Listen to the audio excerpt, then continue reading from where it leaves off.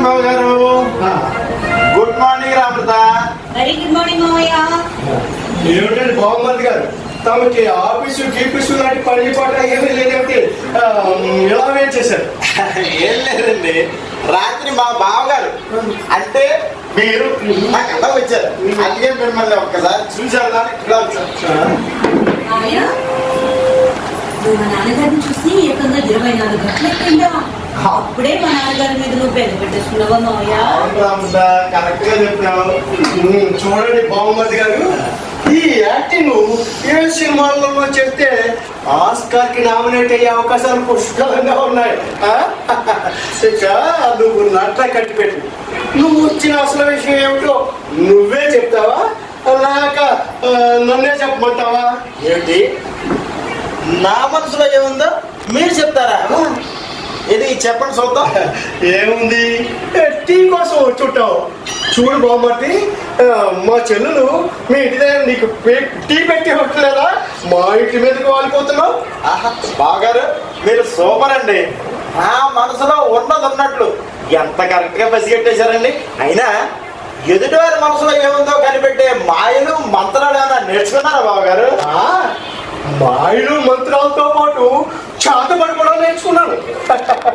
అది తొలిసారిగా మనిషికి బాగా దగ్గర వాళ్ళని చాలా నా మనసుకి బాగా దగ్గర పడివి నువ్వే కదా బాగుమడి తొలిసారిగా నీ మీదే ప్రయోగించాలనుకుంటున్నాను. చేయమంటావా బాగుమడి? వద్దులేండి బావగారు, మీకు అంత శ్రమ వద్దులేండి. మీ ఇద్దరు గొడవ భరించలేక నా తల 2 చెక్కైపోతుందంటే నమ్మండి. అయినా మరి తమ్ముడు, రోజు మా ఇంటికి వచ్చేస్తావు టీ తాగడానికి. మీ ఆవిడ నీకు ఇవ్వట్లేదా? అక్క నీదే మాట. ఏంటి మావి పట్టుకుని అలా అడుగుతున్నావు? అనలేదు, సరదాగా అన్నాను. వీడు నాకు ఒక్క ముద్దుల తమ్ముడు. అయినా నేను రోజు మీ నాన్నగారు టీ పెట్టిస్తానా లేదా? అలాగే వాడి ఇప్పుడు మీ మాయ కూడా మీ అక్క టీ పెట్టినారు కదా, అందుకే అడిగాను. మీ అక్క తమ్ముళ్ళ అనుబంధం సెంటిమెంట్ ఈ పుల్లి గుడ్డ తట్టుకోలేకపోతుంది. మీరు ఇక యాక్షన్ కట్టినట్టు నేను సంతోషిస్తాను. నిజం చెప్పనా బావగారు, మా అక్క చేతి టీ తాగకపోతే ఏదో కోల్పోయినట్టుగా ఉంటుంది.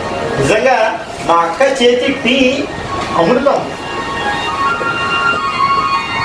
ఎవరది? ఇంట్లోకి వెళ్ళకూడదు బాబు, ఒకసారి పంపించండి బాబు. సెక్యూరిటీ, ఎవరది? ఎవరో ముసలాలంటమ్మా. అమ్మా, మేము ముష్టి వాళ్ళం కాదమ్మా. సెక్యూరిటీ, వాళ్ళ లోపలికి పంపించు. అయ్యా దండారయ్యా. అమ్మగారు దండారు అమ్మగారు. ఎవరు నువ్వు? అయ్యా నా పేరు రంగయ్య, ఇది నా ఒక్కగానొక్క కూతురు అయ్యా. ఇంతకీ విషయం ఏంటో చెప్పు బాబు.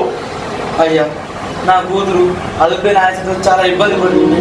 నిన్నే ప్రభుత్వ హాస్పిటల్ తీసుకెళ్ళి పెద్ద డాక్టర్ గారు చూపించాను.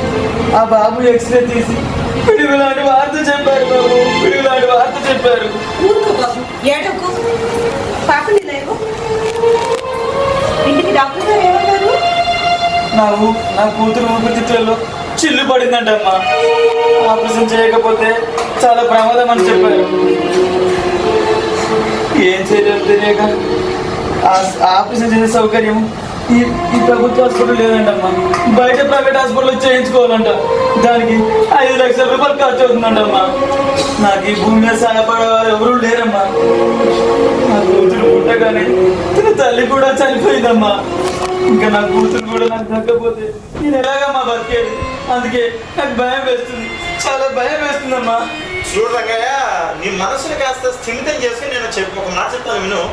నీకు వైట్ రేషన్ కార్డు కానీ ఆరోగ్యశ్రీ కార్డు కానీ ఉన్నట్లయితే ఏ హాస్పిటల్ అయినా సరే ఉచితంగా ఆపరేషన్ చేస్తారు. బాబు, మీ ఈ విశాలమైన ప్రపంచంలో మేము ఉండడానికి 2 అడుగుల భూమి కూడా లేదయ్యా. అడ్రస్ లేనివే మా బతులు. ఎక్కడ పని దొరికితే ఎక్కడికి వెళ్ళి చేసుకోవాలయ్యా. బాబు, అడ్రస్ లేదే రేషన్ కార్డు అయినా ఆరోగ్యశ్రీ కార్డు అయినా ఇవ్వనంట కదా బాబు. అవును రంగయ్య, అడ్రస్ లేనిదే ఏ కార్డు ఇవ్వరు. ఇది బాబు మా పరిస్థితి. మీలాంటి మహానుభావులు తలా కొంచెం సేవ్ చేస్తే నా కూతురు బతుకుతుందని ఆశ ఉంది. అందుకే మీరు కూడా ఏమైనా చేస్తారని వచ్చాను బాబు.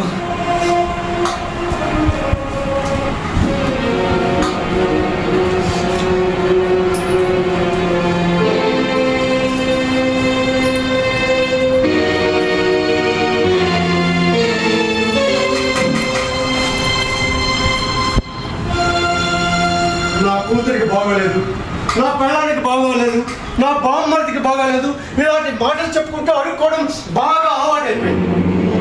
ఇలాంటి వాళ్ళని ఇంట్లోకి రానివ్వడమే తప్పు. నేను ఇలాంటివి పెద్దగా ఎంకరేజ్ చేయండి. వేరే ఏదైనా ట్రై చేసుకో, వెళ్ళు. బాబు నాన్నగారు పాపం అమృత, నీది జాలి మనసు, జాలి సానుభూతి ఎక్కువ. ఇది ఒక మాఫియా, బెట్టింగ్ మాఫియా, పెట్టుబడి లేని వ్యాపారం. ఇలా పిల్లల్ని చూపించి అడుక్కోవడం. అసలు ఈ పాప వీడితో కాదో కూడా అనుమానమే. బాబు ఇలాంటి వాళ్ళని పాపం అని జాలి చూపించకూడదమ్మా. ఇంకా ఇక్కడే నిలబడ్డావే, వెళతావా బయటికి? మెడబెట్టి కెట్టించమన్నావా? సెక్యూరిటీ. బాబు వద్దులేండి బాబు.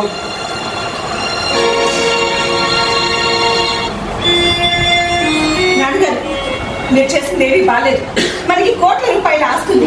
మీరే తలుచుకుంటే ఆ రంగయ్య పాపకి ఆపరేషన్ కావాల్సిన డబ్బు మొత్తం మీరే ఇవ్వడం పెద్ద సమస్య ఏం కాదు.